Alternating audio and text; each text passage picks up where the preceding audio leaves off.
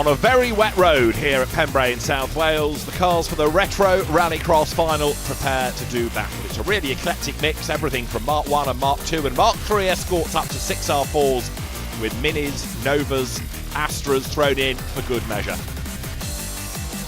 We've had 3 qualifying heats this morning and Lance Foster has proved to be the man to beat. Opposition though comes from David Aiken's Nova, the Astra of Gary Dixon, and also Roger Thomas with the MG Metro 6R4, surely a car to beat in these conditions.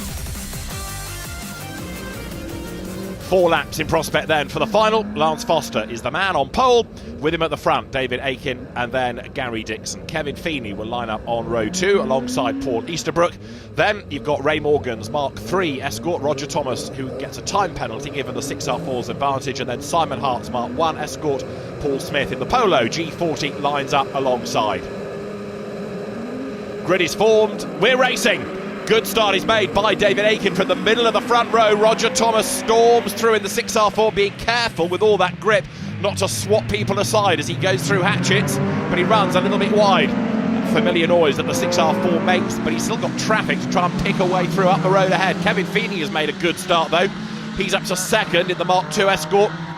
Go back to the late 70s when you had Division 1 and Division 2 in British Rallycross. These were the cars that dominated the main class, the likes of John Welch and Tony Drummond amongst others having epic battles, and Kevin Feeney's green oh so sideways Escort rekindling those memories as he chases after the Nova in the hands of David Aiken, who understeers his way across the loose for the first time.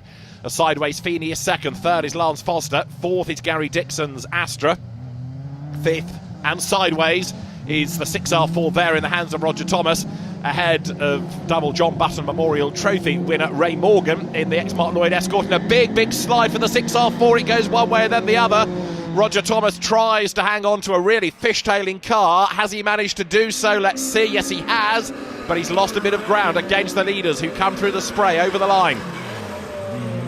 1 of 4 laps in the book. Kevin Feeney, XRX 150 racer, then hunting down the leader, but actually because he's busy defending that second spot from Lance Foster, the others are getting away, or certainly the leader is getting away. Now though, the Escort starts to use its grunt and pulls clear of the Mini. Through into third place goes Gary Dixon, right round the outside there, and Roger Thomas is catching up in the 6R4. The MG Metro 6R4, a car of course built for the Group B days of the World Rally Championship in the mid-80s, and when Group B was canned, all of those cars needed a home, and Rallycross went through a real boom golden time with the likes of the 6R4s, Ford RS200s coming across.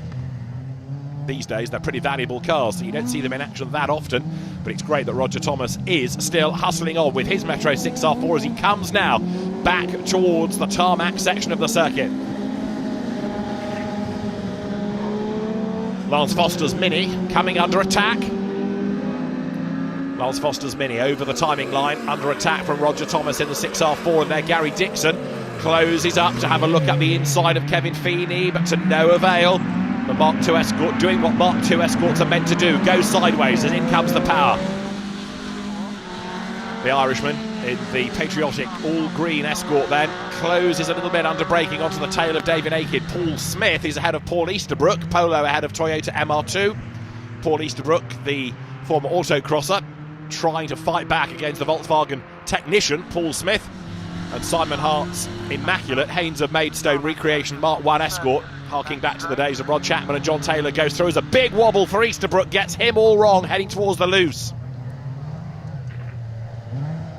Very nearly a full 360 from the Toyota. It rejoins as now you've got Kevin Feeney starting to be caught again. Look by Gary Dixon, who gets up the inside and through he goes. Kevin Feeney gets all crossed up, round goes the Escort, almost collects Roger Thomas, and Kevin Feeney is facing the wrong way.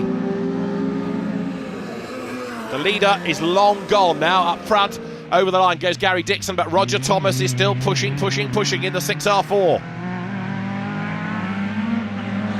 David Aiken having a great run in the Nova. Gary Dixon, though, in the Mark II Astra, chases on behind. There he is.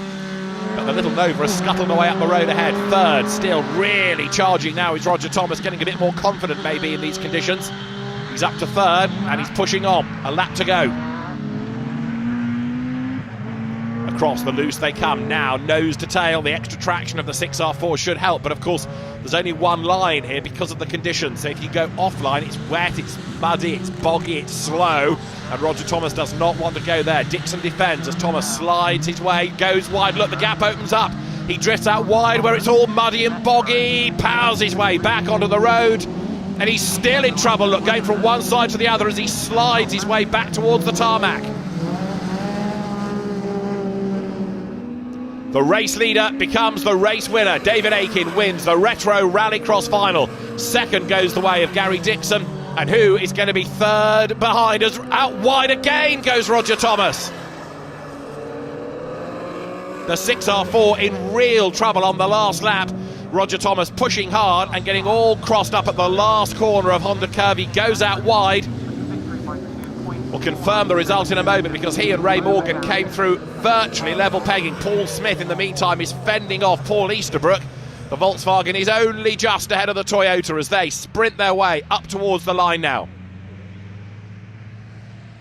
So, a Retro Rallycross Championship final win for David Aiken. Gary Dixon second and Lance Foster third ahead of Ray Morgan. Then you get Roger Thomas. The order, though, brought to a close by Simon Hart. And in the championship, Ray Morgan now is sprinting ahead of Paul Easterbrook, Kevin Feeney third. Roger Thomas is up to fourth, and there is one more round to go. That is a Croft. Lance Foster goes there heading his class ahead of Paul Smith and Simon Hart.